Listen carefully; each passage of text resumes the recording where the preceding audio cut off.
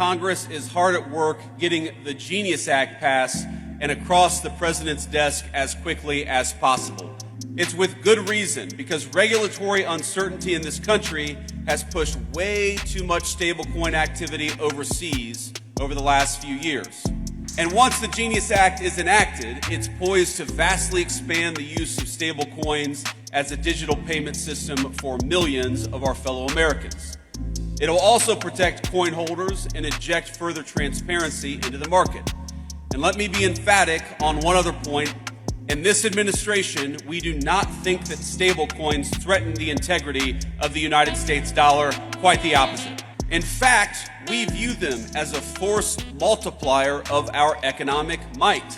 The Genius Act is with the US Senate at the moment, and if it passes with the filibuster, we will see a regulatory framework for stablecoins, how they're supposed to operate in the United States of America. This is very good for the cryptocurrency industry overall, but there could be some really strong overreach from the government when it comes to control of those stablecoins. We're going to go into all of this in this episode. Let's get to it. Now, for those that are unfamiliar with stablecoins, they're essentially the cryptocurrency version of fiat-based currency. So if you're trading on a decentralized exchange or a centralized exchange, or just transferring value from one person to another, you'd use these stablecoins to do so. And there's plenty of them. So it's a massive market with potential of trillions of dollars transmitting through these stablecoins on a daily basis. But it lacks that clear regulatory framework so that people understand how you're supposed to issue them, how they're supposed to be backed one-to-one with US treasuries or US dollars, whatever it might be. So that it doesn't have that regulatory framework until maybe very soon with this Genius Act. Now, the Genius Act is a proposed bill where stablecoin issuers can apply for a single issuer license. So this is federally controlled. Takes away all that paperwork that you normally would need going state by state. And it is a painful process to get your licenses in every state in the US. But this single license will allow you to become a stablecoin issuer if you follow all the protocols. So in theory, this will reduce the friction, simplify compliance, and could promote innovation by making it easier for serious projects to launch nationally. And that sounds really good, but there's a catch. Participation is optional. Issuers can still go the traditional route, state by state licensing. Check out this article here from the Wall Street Journal that came out last week. Major banks, JP Morgan, Bank of America, Citigroup, and Wells Fargo are reportedly in early stage talks to launch a joint stablecoin.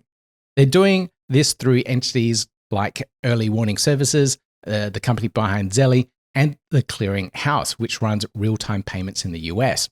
When do you ever see major banks working together? Only if there's a big incentive for them to do so. And they're worried because stablecoins could siphon away deposits and transactions, especially under the pro-crypto administration. And if tech companies or retailers jump in too, that's even more pressure on the banking model.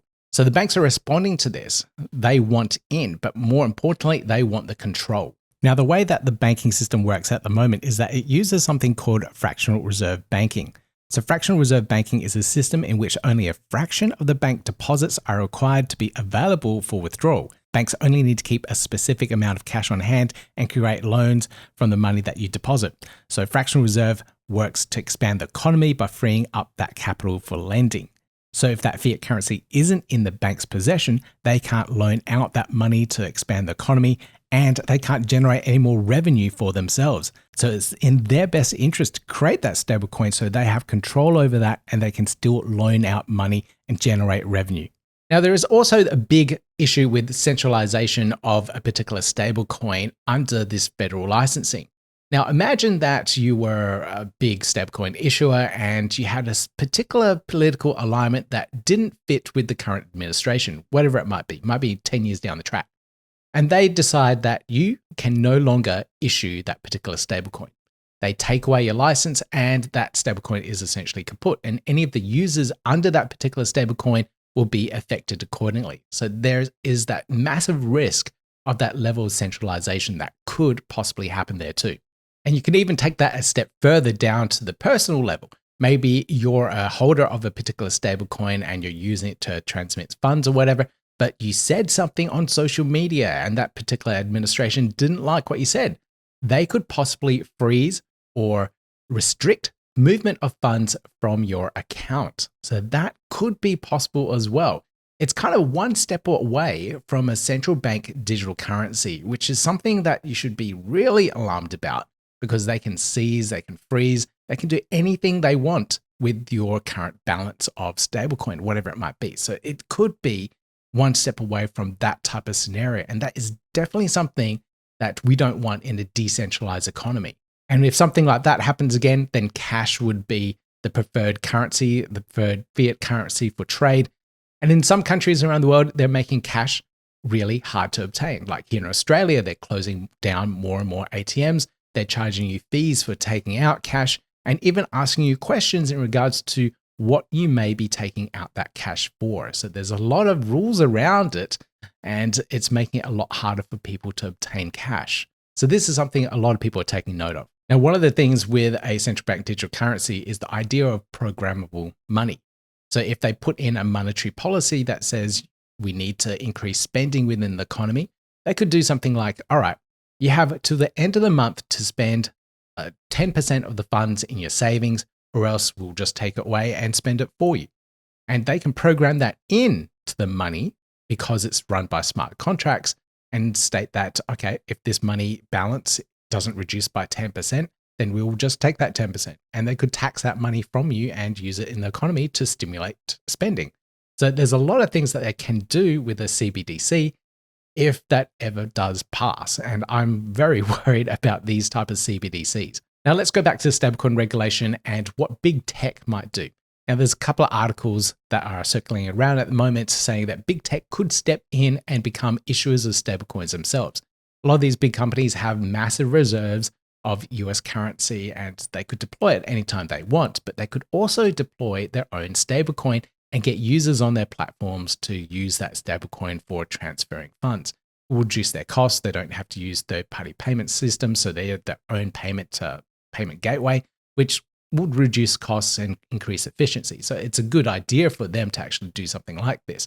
But it also reveals to those companies what you're spending your money on. So this is a big invasion of privacy. Let's say you're using Apple Pay and you're now using the Apple Pay dollar, whatever it might be called. I don't know. That sounds like a good name to me. But now they know exactly what you're spending your money on different platforms. So they could integrate with all these e-commerce stores around the world, and you're using the Apple dollar on there as well.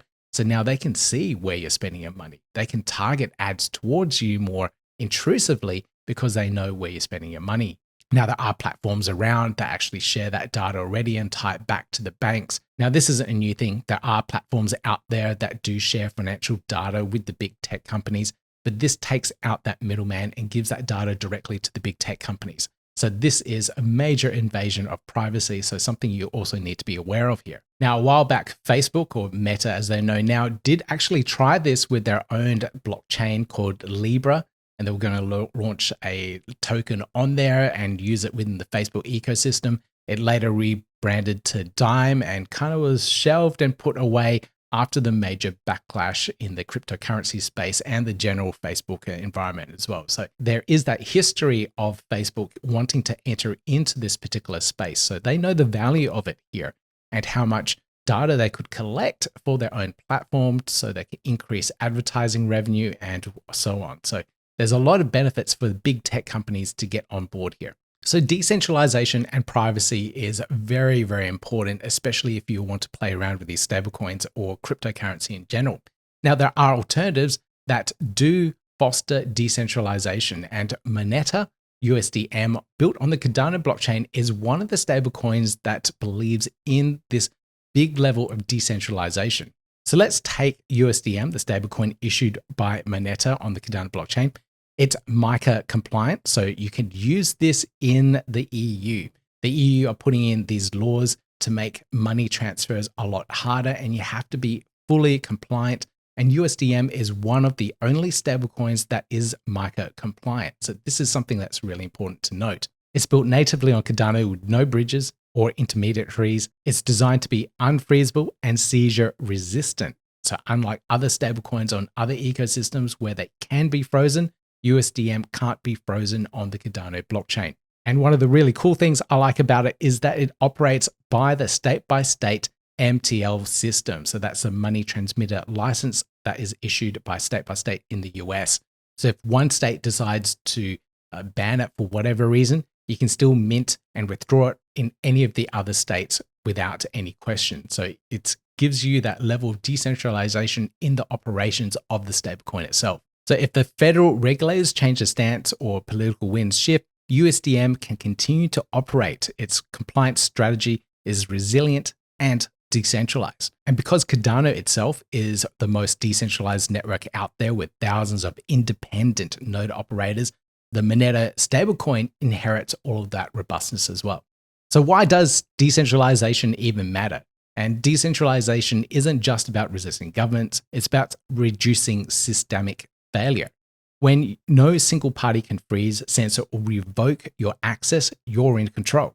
That's the entire promise of crypto. And that's exactly why centralized bank-backed or tech-backed stablecoins under the Genius Act could carry those particular risks.